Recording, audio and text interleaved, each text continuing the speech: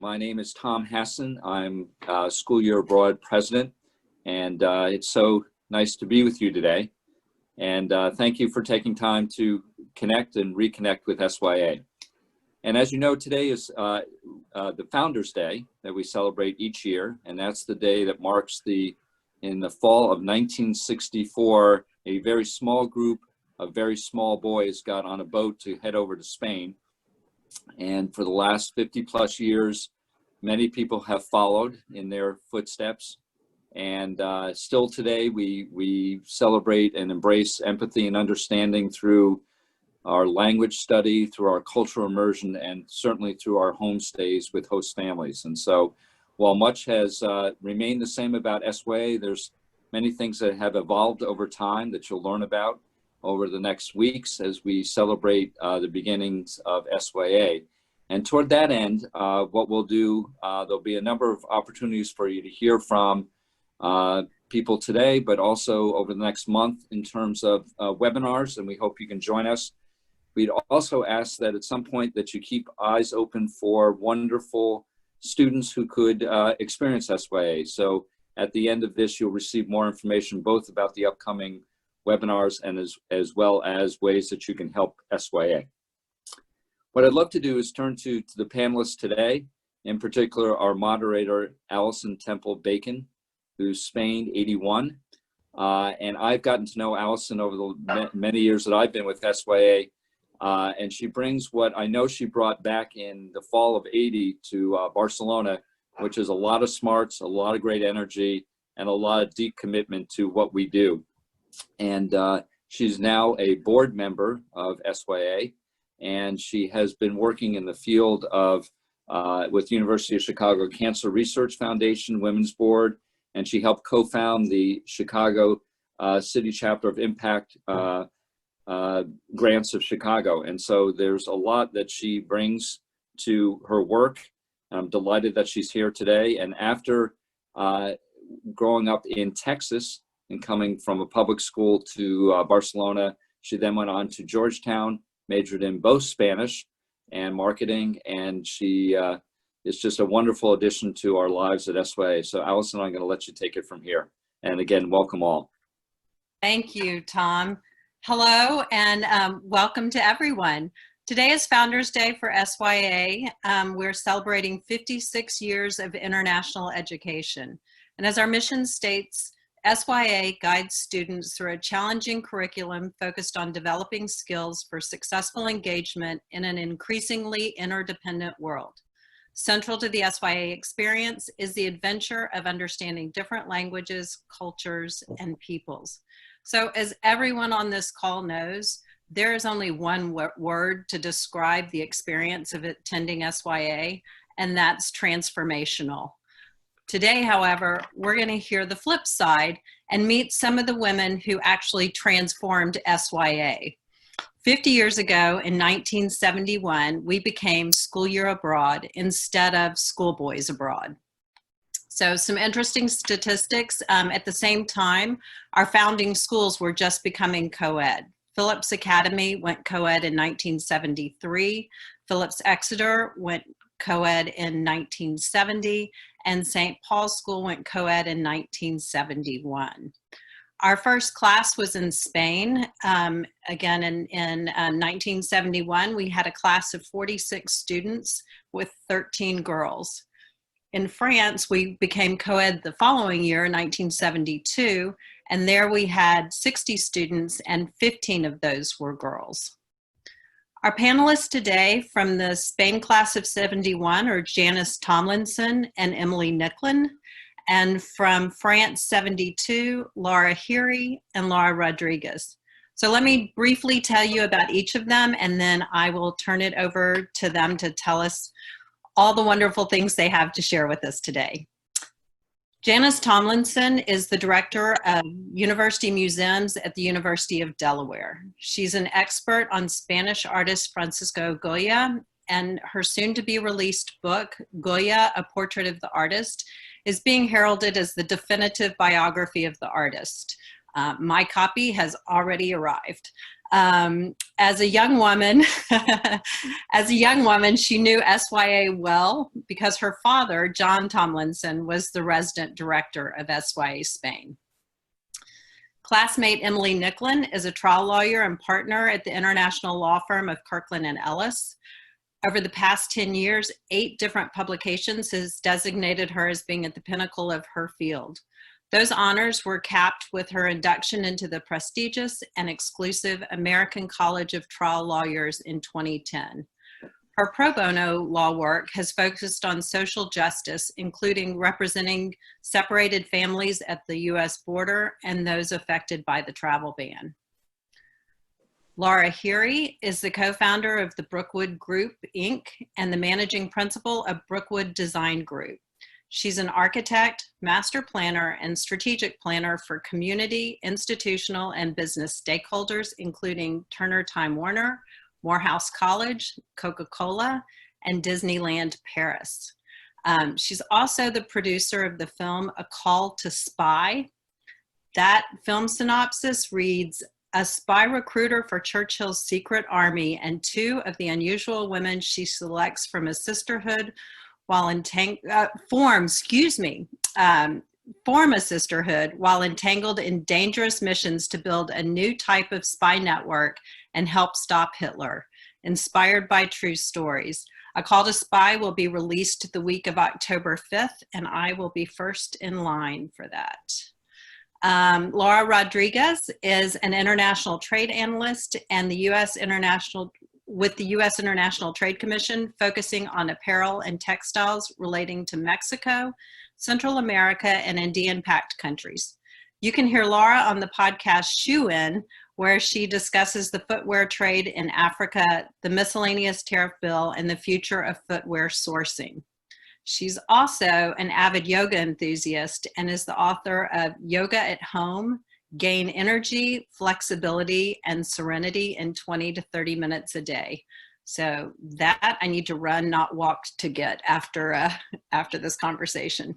So welcome and thank you to all of you. Today we'll broadly talk about 3 things.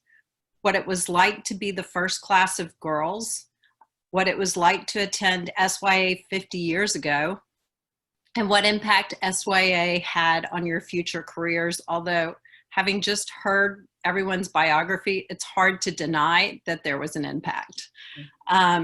So my first question, and I'm going to start with Janice, since you would have seen the before and after of SYA going co-ed. But to everybody, how did you find out about SYA, since none of you could have attended our founding schools yet? And did you know that you were the first class? And tell us what it was like. So Janice? Well, I will say that I felt, but my father confirmed, that allowing young women in the program had a very civilizing influence on the program as someone who oversaw the 2 years of the boys only. But I had attended the American High School of Barcelona, and the change within the building on Via Augusta 123 was really quite amazing, because, you know, the American High School Barcelona, the young women used to always wait for the arrival of the new boys, and suddenly that symbiosis was broken. So that didn't happen anymore. But, you know, it was a new adventure for everyone. And I think it's interesting because, you know, what was specifically different about being a young woman rather than a young man in that program was that the thing that I remember is Lolita Villanova, who was the wife of the literature professor, Professor Villanova, worked to find things for young women to do in the program. And 2 of them that I remember specifically are, we decorated a little side room with, we bought poofs. Poofs were big that year, so a little lounge for the students.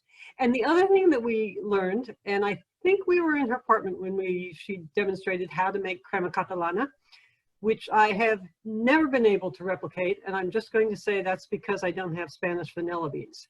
But I'll pass it on to the next speaker. Well, I think you should be on a plane soon to Spain to get those vanilla beans. Laura Rodriguez, why don't we hear what the experience was like for you and how you came to learn about it?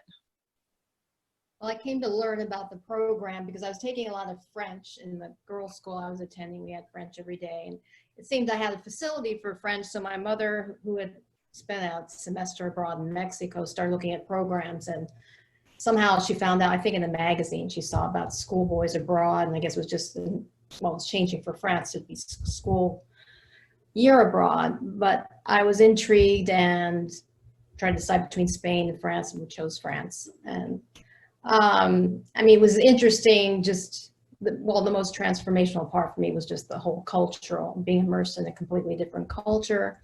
And as Laura mentioned last week, coming back to the US, having reverse culture shocks. So it was really becoming aware, just that great enhanced awareness of where we are and as Americans in the world, and how people perceive us. As far as being female, it was more a novelty to me because I'd been in a girls' school before. And it was a fantastic shift, being one, having a ratio of 3 to 1. So I enjoyed that, even though I was shy at the time. But it was just the whole experience of being kind of plummeted into a different culture, especially living with a French family, I think is what distinguishes it from year abroad and, say, college. I think that's the whole. Yeah, and I think all of us can resonate with that idea of the culture shock coming back, how challenging that can be for all of us. Emily, tell us about your experience. Well, I heard of School Year Abroad when I was going past the guidance office at my school and saw a small announcement on the board. I think it was headlined, "Schoolboys Abroad is now School Year Abroad." And I thought how exciting it would be to study abroad. I was at the time going to a small school outside of Philadelphia, and I thought that would be great. And I applied, and I think my parents were quite hesitant, but nonetheless supportive. And when I went over, I have to say that unlike Janice, in spite of the fact that I knew we were the first group of young women, I had no sense of that being an issue from the program's point of view.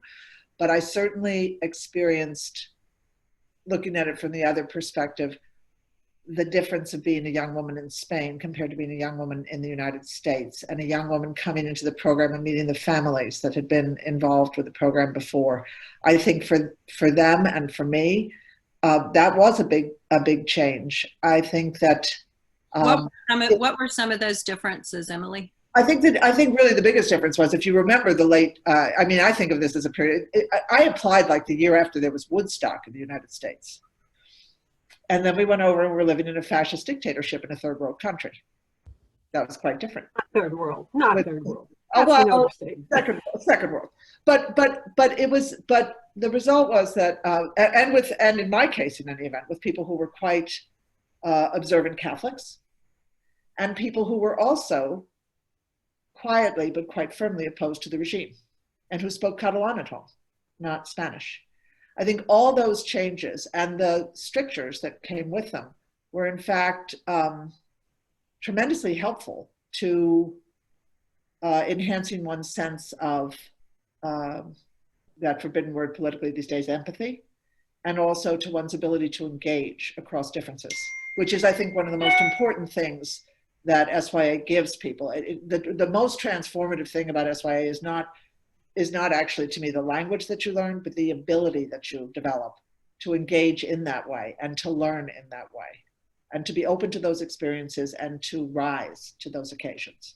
That was what I thought was different. And yeah, I think that one of the more surprising things is probably the least important thing you learn over there is the language. But that's probably not what people anticipate going over there. Lara Heary, tell us what your experience was. Oh, there are a dozen topics right there. They're very interesting. And I would say the biggest gender distinction that I experienced between France and the United States was my French father warning me not to whistle. That women didn't whistle, because I still to this day walk around whistling, and a whistling woman and a crowing hen come to a bad end, I think is the expression. I think that when I look back at my life, and I've worked in a man's world as an architect and on construction sites and in many other respects. I've had a lovely sabbatical from practicing architecture to also be involved with technology investments. I think it is, of all of my experiences, the most equal footing I've ever felt with boys and girls.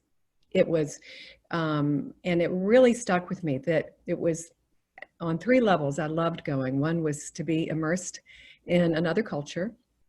As a Southerner, to be among Northeastern prep school students, that was a big cultural difference. And then, and be with boys and find that they were as interested in photography and dolphins and public affairs. And we were all taking on an adventure with quite a sense of vulnerability. And we would come together and compare notes because we were with families as opposed to an insular group in university. Because I think what happens with folks who go abroad in universities, they tend to bond with each other, and it's hard to break out of an expat community. And so, you know, cliques form, friendships form, circles form, but I really think it's the most equalizing of experiences that I can think of. And so I really don't recall a lot of gender bias, you know, or issues to break through. I felt that maybe the French family I was with, who had 3 little girls, my being female and kind of playing with them and babysitting made it an easier integration into the family. Could have made a difference. Maybe they thought of that. But I would say to this day, I'm completely comfortable to pick up the phone, call Lara, any guy in the class, and call them with a sense of instant connection. We can go for decades with no. It's got such a lasting imprint on so many levels. Yeah, I think that one of the things that's very true at 16 or 17 is you're open and receptive to the ability to be transformed in a way that you get more closed off to as you become older. You just tapped into something I was going to ask later, but I'm going to ask it now because it connects. All of you have been successful in your careers, and it appears that almost all, I think all of you have been in predominantly male fields at the time that you entered into them. They're not that way now, but they certainly would have been when you entered into them.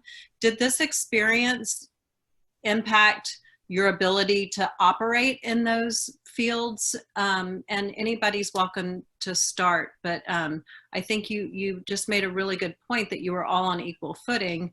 And I'm curious if you learned skills and traits that year that helped you as you developed your careers. Well, I'll just say that that's created a great deal of confidence to enter a new situation. It didn't matter if I'm the only American or the only white person or the only female or the only Southerner or the only, you know, whatever is the dominant situation. It really created a lot of comfort to enter new situations and try to bridge across the cultural divide. And it happens on a daily basis when you conduct life, but certainly I think we were all very vulnerable, and being comfortable with that vulnerability, it's quite a gift that we were given. And it sounds like learned to be a little bit of a chameleon too. Yeah, I think being adaptive, you know, absorbing, it's very hard to identify everything you absorb because there's so many layers to it. And again, because you're in the homestay environment and because you enter and exit a completely French context, you are, a lot of layers are removed than if you went to university. So does anybody else have anything they want to add to? I would just second what Lara's saying. I don't feel that so much the male-female, except what Lara said, as far as we were all vulnerable, we were all entering the situation. And I think it did enhance our comfort zone, in our ability to adapt to a variety, you know, being comfortable in a variety of settings. I didn't think so much of male, but more just being able to adapt, to appreciate, to recognize cultural differences and welcome them, etc. So I think that's, to me, what was most transformative. What I think is interesting, actually, is that I think everything that Laura that you said is true. But I also think there is a way in which there's something about the kids who I think go to SYA, you know? Their interactions with each other, they're actually much more different in some ways from each other than I think they might be had they stayed in their other high school environments. And then, of course, they're all in different situations because they're now living with families who are not their own. Right. And there is a sense in which, like I say, you are pressured to rise to that occasion. And it is very helpful to you in your own development. But I sometimes felt, when I think back on the people I met at SYA and I look at the things they've done since then, wow, how did SYA get their hands on those people? They created them. They helped to create them. I think that's true. But I have the sense they started with pretty good material. Well, I do think that there's especially the women, especially the women. Well, that's what I was just going to ask you. I do think it's definitively a self-selecting group. How would you define kind of the generic personality of the type of young woman that went to Spain in '71? Well, I think one thing that would have to, at least it was true for me, so I'm sure I'm projecting. But I think when you are a teenager, at least judging from the rugrats I raised who became teenagers, there is a lot of pressure to be exactly like the teenagers with whom you were hanging around at that very moment. Yeah. And if you were going to go to SYA, you're going to leave that group. And that has to be something that you want to do, that you think would be good for you, whether or not your colleagues think it's cool. And since in my experience, teenagers often spend a lot of time thinking about what their colleagues think is cool, it's pretty good when they strike out and do something that might not be, or at least is different, and they're going to do it alone. They're going to do it with people. I think that's quite remarkable because lots of people leave that till college if they do it then.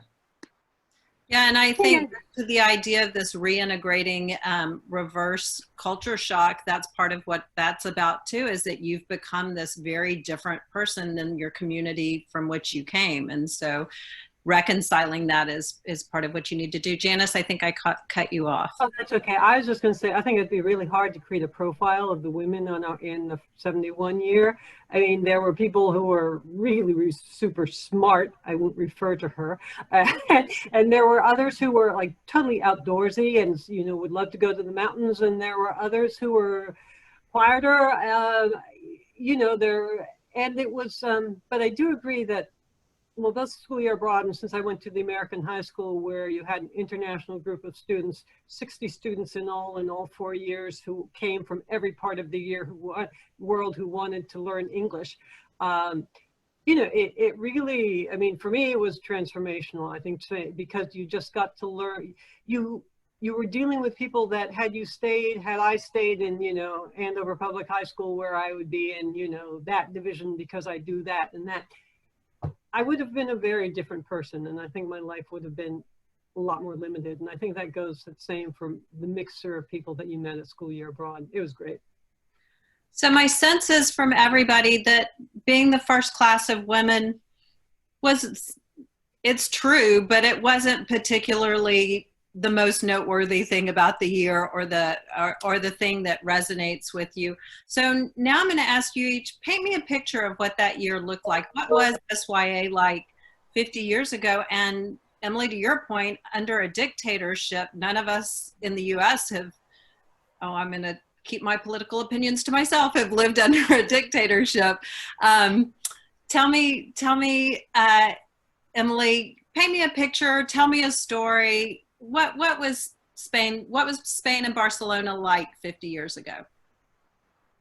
Well, the thing that I remember was the mix of things I got to do and the different impressions it gave me of Spain, because in this sense, like I'll just tell you 3 things that happened to be sort of rapid fire. There was a day when we took a train, and I don't really recall whether or not people from SYA were with us, so you'll have to help me with that. Either Janie, who I think is in the chat, or Janice, you know, to remember whether everybody went. But we went out to Sant Cugat, you know, and visited the monastery. My recollection is that snow was falling. So and I was so, you know, friends of mine who are Catholic, when they talk about having their first religious experience, they say, oh, this is what the nuns were trying to teach me. That's what happened to me standing in that monastery. But then very rapid fire after that, for the first time, I was taken down to the port, I think by people I was living with, and had a chance to go into a bar and eat tapas, and then walk down to where the statue is, the Columbus statue next to the Maritime Museum.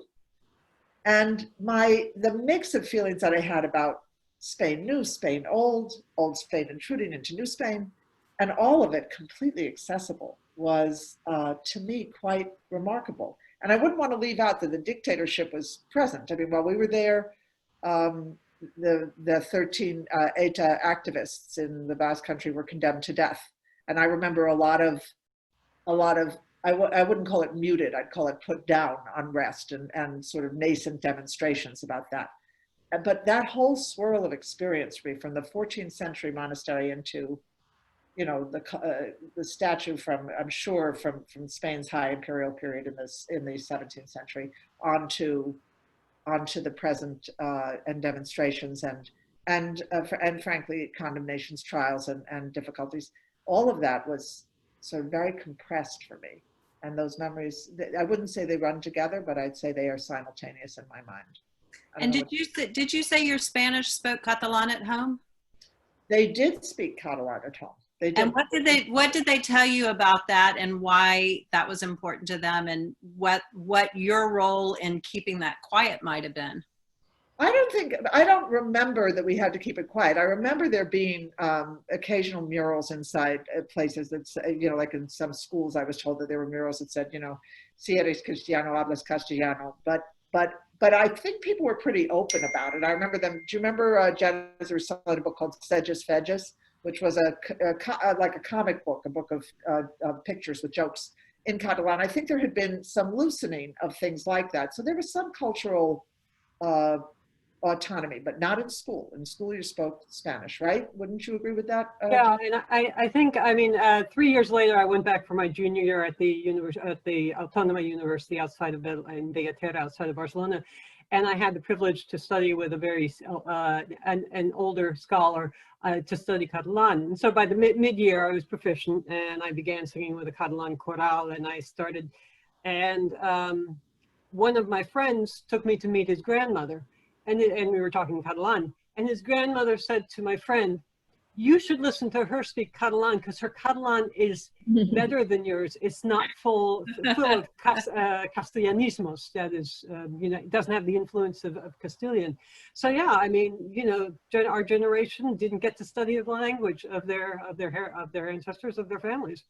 So not to get bogged down in Spain, and maybe this will flip over to France after this, but Janie's asking in the chat, what about sexism? Did you find that different? What did you think, Janice? Oh, you know, when I arrived 2 years earlier, you know, they wouldn't leave me alone on the street because I wore pants. I mean, it was just incredible. I would walk with my mother, and we had no clue what these men were saying, but my mother thought it was life-threatening. So, you know, we would run off the streets. You know, I after coming and going a lot from Spain and knowing a lot of women who have really done wonderful things, sometimes I wonder if there's, at a certain class, a great respect for women. And I also, is it because they worship the Virgin Mary? I do not know, but there is a respect for family. There isn't this idea of women have to stay home. Women do. There are a lot of women in Spain who are doing it all. So, you know, I guess it's hard for me to put it back to 1970 when I was just, you know, what happened on the street versus, you know, all the great professional women I know in Spain now. Well, before I turn it over to find out if it was different in France, I would say the sexism was real. You know, Moderating this panel, Emily. No, the put over the street, all that stuff was true, but you know, the United States was unbelievably sexist then, and anybody who thinks it's now that the pace is other than glacial now is just mistaken. You can smash through it, but it's still there. And so what I would say, what I thought was cool about Spain, is you could have all these friendships with boys, and it never crossed their mind that if they worked you a little bit, maybe they'd get to have sex with you. And in the United States, by the late 60s, people thought that. So you didn't have to worry about that when you were socializing with boys. You still had to get home by about 9:30 at night.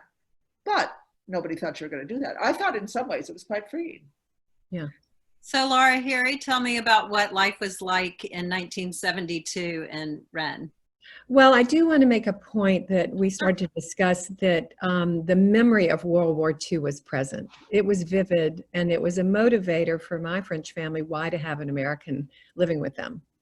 The appreciation that my French father had that a German soldier had picked him up and put him on his tank as he rolled through town, and the sense of liberation and so forth. So that, and I think Rennes was a very interesting choice because it wasn't a touristed town. They had the wonderful artist Georges de la Tour there. They had a medieval section, beautiful gardens, but it was very real. And you had a sense of modesty and frugality. Having the bath once a week when I arrived, choosing which day I was going to have the bath was a big shocker. I think that we rattled the cage a little, besides my whistling on the street. And my best friend and I decided to get boys racing bikes. Why? I thought that was a good thing to do instead of ride the bus, but I did. And I think that was the prep school peer pressure from the Northeast. But the freedom to bike and walk and move around town, just like Emily said, you know, you just had to be back by a certain hour. No one was monitoring if you went to a cafe. And there was, again, this kind of equal footing. When we would engage socially with the French families, that was a little rare in terms of going to parties and really having, at least in my group, and I loved that. And they were dancing le rock, you know, they were doing swing dancing, which we all studiously learned, and they looked great. They still had flare skirts or pencil skirts and great style, and we came in looking like boys, you know, to some extent, and wearing overalls and on our racing bikes. So there were some differences, but you know, it left that of the many, many imprints. One was how young French women held their own and did have their independence and managed to have style along the way. So there are a lot of topics. Well, and it makes me think that if you had been asked to learn to swing dance in the United States as a teenager, I'm sure you would have rolled your eyes back into your head and thought that was silly. So it was great that you got exposed to something like that. Well, in my case, I like to learn every single dance possible. And, okay. But what was fun was just the nerdy guys that everybody loved to learn. It was another equalizer, if I would say, that we did that. Laura, did you learn to do le rock? No, when I heard about it. Yeah, Laura Rodriguez, tell us about your experience. Well, one change was that because Rennes was a small city, it was adapted, you know, I adapted to an urban life, taking the bus to school back and forth. My French family lived in an urban area, so it was just adjusting to that. I mean, I enjoyed that. It made things easy. I'm trying to think. I didn't have the same experience in World War II, other than the overall France. Yes, that's still memory of World War II. What did impress, I was impressed during New Year's Eve. It was, you know, Vietnam War was going on, and to see signs, you know, anti-US signs, because, you know, protesting American involvement in Vietnam, that kind of stood out. So I saw from their perspective. I saw sometimes my French family would talk about their perspective about the typical American. See, you know, they think their king rules the world, that kind of thing. So that was enlightening to me to learn that. So those are my biggest impressions. Yeah, I remember that sense of seeing the US through another country's eyes and how very different it was, and trying to decide where I defended who we are and where I thought, you know, maybe they've got a point there. So let's talk a little bit about your professional careers. It's pretty obvious from all of you that this experience has informed your future selves. Janice, maybe not Janice, I'm sorry, Lara Heary, a little less obvious with you probably because it doesn't logically translate to architect, but I know that the sensibility with which you approach architecture was informed some by living in Europe. So tell me a little bit about how SYA got you to where you are today, and where it manifests itself kind of in you always.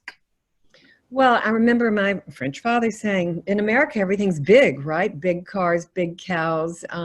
And I did really have a culture shock returning to the Sun Belt, where we were very car dependent. And I think there's a lot of social immobility, really, and economic immobility in Sun Belt cities because of that car dependence and the whole infrastructure we had created. It was hard, it took many years for me to understand why the contrast was so extreme. And I really devoted myself. I certainly came away with a love of historicism and human scale, walkable, bikeable, but to get underneath and find what were the federal policies of the US that generated the kind of disconnected sprawl development patterns that had taken over the United States, and the outcomes, obesity rates, social isolation. I think a lot of the social inequity we're seeing now, it has a lot to do with our having lost what is so common in Europe, which is the ability to walk down the street, sit in a cafe, cross all walks of life, see old, young, fat, thin, the mix of ages and incomes together. And so it is an area that I first started to integrate into my design work. I'm actually a third generation architect, so weaving those together and having traveled that lets you learn the history of a place through the architecture had always been an interest. But I really pointed myself towards human scale, and then went further and worked really for about a 10-year period in a movement called the New Urbanism, or smart growth. There are a lot of different ways that that's approached, where I even got involved with something with US CDC about healthy, livable, walkable places, and how do those come to be? Because it certainly was part of human history since the Agora in antiquity, and it's a very recent phenomenon, what we've lived with in the United States and what we have to kind of retrofit and deal with, our lost piazzas and pocket parks and town squares and cafeed areas. And fortunately, we've seen a big movement in that direction. But I think European towns, and also how they handle land policy, that you don't have sprawl that goes on forever, that there are areas that are not built upon and that are preserved outside the perimeter of a city. So it's been a lifelong quest to understand our differences, but that vision of how you can live. And my niece, when she went to Viterbo 2 years ago from Atlanta, for her to discover that I can walk down the street and go to the piazza and see some friends. And I know the woman that I walk past, she's an older woman who says hello. And it's been a very important experience for her, and has imprinted her in a very deep way. Well, and I know you've also talked about living in slower times, and how that is a trait that's European that we could benefit from here. I would add, I think we've seen a very large trend where you buy your food more fresh food. You don't have as much processed food. A lot of eating habits, attention to cooking. I certainly led a very peripatetic life. And in fact, COVID has been good for me in terms of slowing down, because I think also the imprint is my, kind of unquenched thirst to see other cultures. But the slow movement, local movement, that's a very big movement. And I think we've seen, there's a parallel recently that World War II accelerated trends that were happening, and saying that that's happening now. And so it's interesting. I think a lot of these traits that we experience living in France are here now. People are enjoying their front porch, walking, biking, outdoor spaces, any kind of piazza, cooking, playing with a puzzle, things that aren't all about going shopping and getting in a car to go somewhere. Well, and then a second question, your movie, A Call to Spy. Yeah. Does that correlate to your living with a family who was so respectful of the Americans in World War II? Well, I'm a co-producer, by the way, and this was a completely new experience for me. I call myself a 63-year-old intern when I started.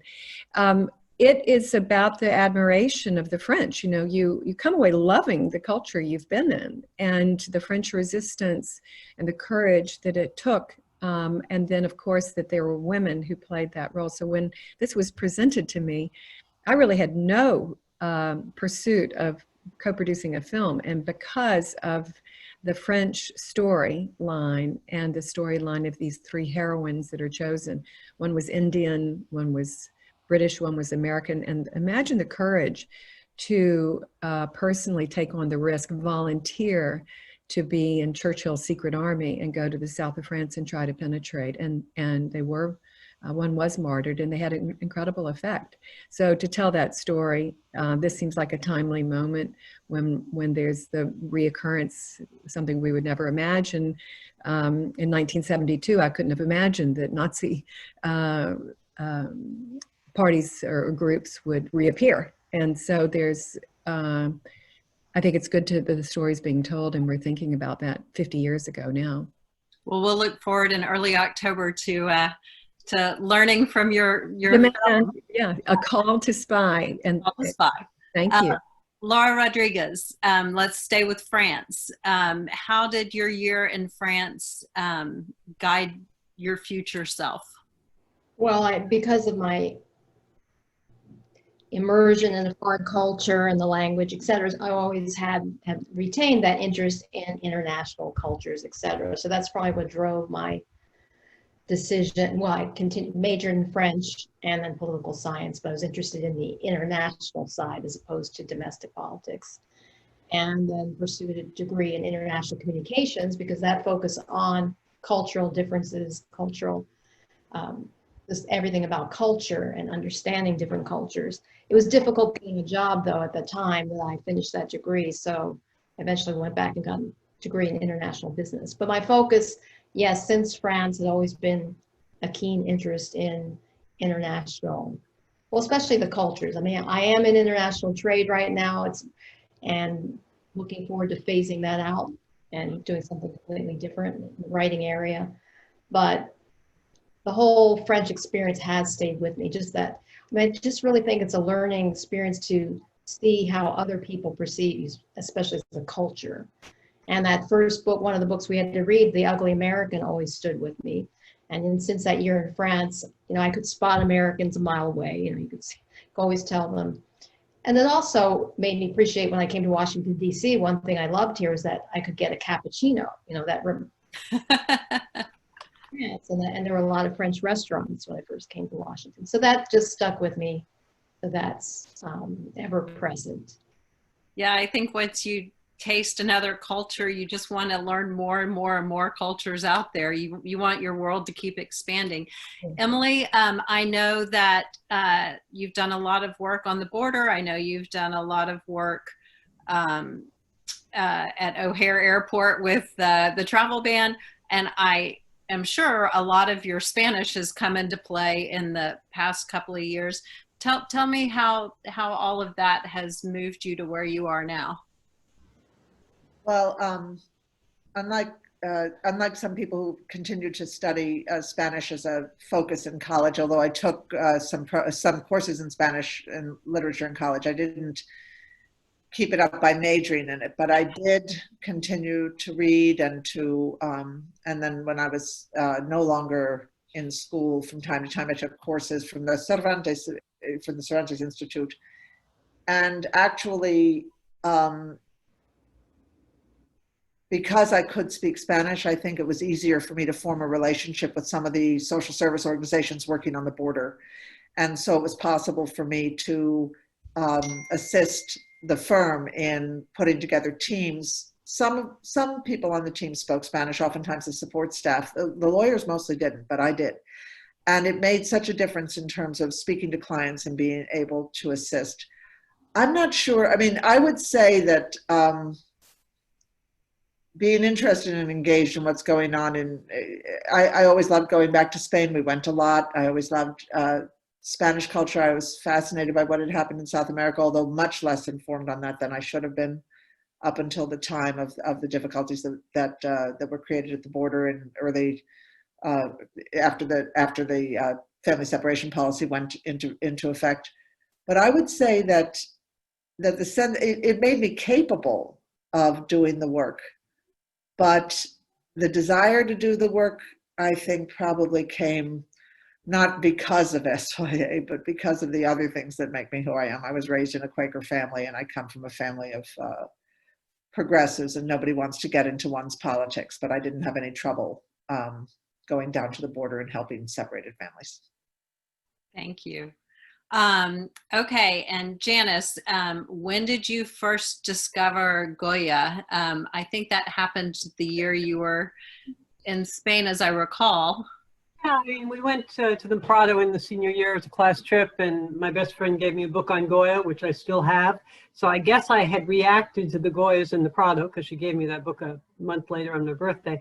But I think what was more important about being in Spain is it's really what Laura described about being in France. You look around and you're discovering history through the building. I mean, walking in Barcelona at that time was so incredible. You know, there's the Romanesque, there's the Gothic, there's the Roman. There, I mean, and you become aware that you're so unaware of things in the United States. And so when I went to graduate school, I did my undergraduate in McGill, and there were no books on. I figured in my first class, the 19th century, I figured I'd do something on Goya because there are a lot of French speakers in McGill. So I could get the only books on Goya, but there weren't many books on Goya. And then I was junior year school. I was a junior year at the University Autónoma, and I changed to Catalan Romanesque, and that's what I went to grad school to do. But there was no place for it in the American art history curriculum. And I think everybody here has been to all the major museums, you know, the Chicago Art Institute, the National Gallery. And if you look for Spanish painting, you always have to look for Spanish painting. You get beyond the French and the Italian and the English, and then you say, where's the Spanish painting? And you go through all, and they, you know, take you to the end of the Italian where they put the Spanish painting. Mm-hmm. And the same thing exists in academia. I mean, especially when I went to grad school, Spanish didn't even count for a language in art history. You passed the tests in German, French, or Italian. Which was fine. I mean, they're all easy enough. But so I've been, and it's still that way. So I'm really, I don't consider myself an art historian because, quite frankly, when I'm invited to a university to speak, it's usually the history people, the humanities people, or the Spanish literature people who follow what I do. And I hope in this biography, I've done a lot of political history. I've done a lot of biographies of a lot of the political figures, and then putting it all in this context for Goya. And I hope to create an awareness of something, because I think every educated person has an idea about the French Revolution, knows who Napoleon is, knows what happened in France. Spain? Yeah. So anyway, I'm still sort of, you know, I'm just kind of, it's kind of been my passion to get people to pay attention. And I'm really glad that during, you know, I've seen museums take a new interest in Spanish artists in exhibitions in the 90s and to the present day. So yeah, and I guess I wouldn't have known, if I had just gone into art history in America, I would probably, you know, have done French or Italian just like everybody else. Well, a big shout out to your best friend who gave you that book on Goya. So that is wonderful that she did that. Okay, so we have just a couple of minutes. I was thinking, you know, when we leave School Year Abroad, we know we're different, but we don't really know how this has changed us for good. But 50 years retrospectively, you can look back and you can say, wow, this is something that's really a part of me that I've carried with me as a direct result of having gone to school in Spain. So I ask each of you just very briefly, what is that something that you still carry with you that you developed or learned or were exposed to in Spain or France? Anyone's welcome to start. Well, I'll be glad to dive in. When we got together, I was referring to a neurological study that says we really have our brains are imprinted between the ages of 16 and 25. And I watched that with aging for my parents my father, as he forgets things, he will give vivid description of when he was 17. And all I can say is I am so grateful that that's going to be the memory that sticks with me. And I've felt it now, that the kind of comfort zone that you go into of, it really is a delight to hear a French music. I love to listen to French bistro music now.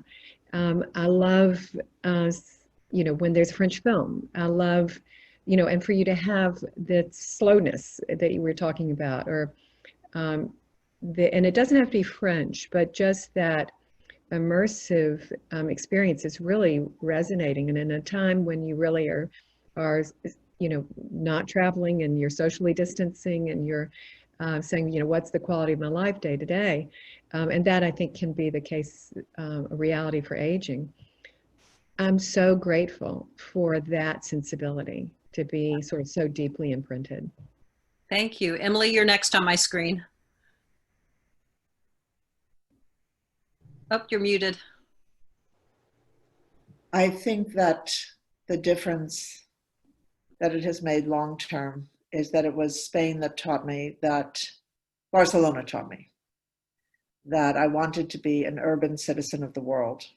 I still believe, in spite of the pandemic, that for human beings, density is destiny.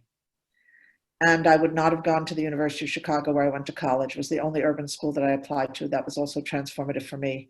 Living in cities and the ability to go to cities and to do that globally, to see my children grow up and study in Beijing and in Seville.